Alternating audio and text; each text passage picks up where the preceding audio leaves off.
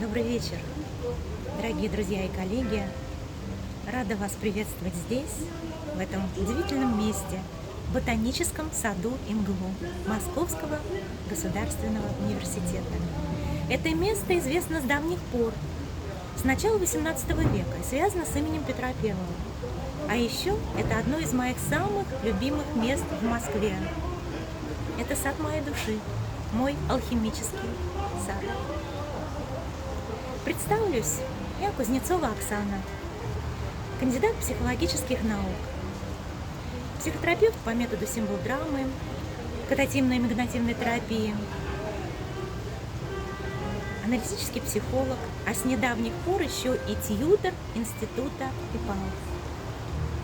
И я рада вас пригласить на семинар под названием «Тень в свете аналитической психологии» Карла Густава Юнга, который состоится 6 декабря 2025 года в рамках международной программы ИПАО.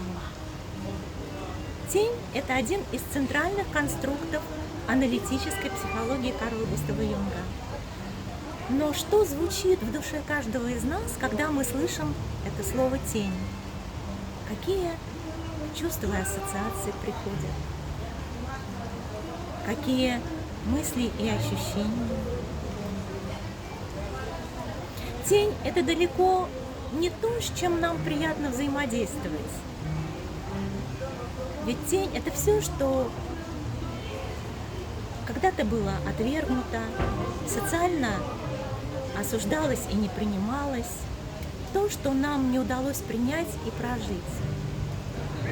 Но вместе с этим тень содержит несметное количество сокровищ. То, что Юнг называл золотом тени.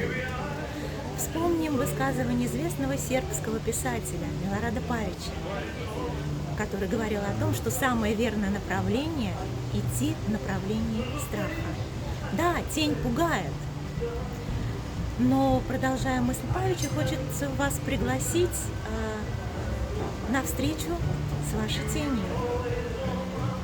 И для тех, кто найдет в себе смелость, отвагу, храбрость и с надеждой отправиться в это увлекательное путешествие индивидуации и трансформации, тот сможет обрести несметные дары.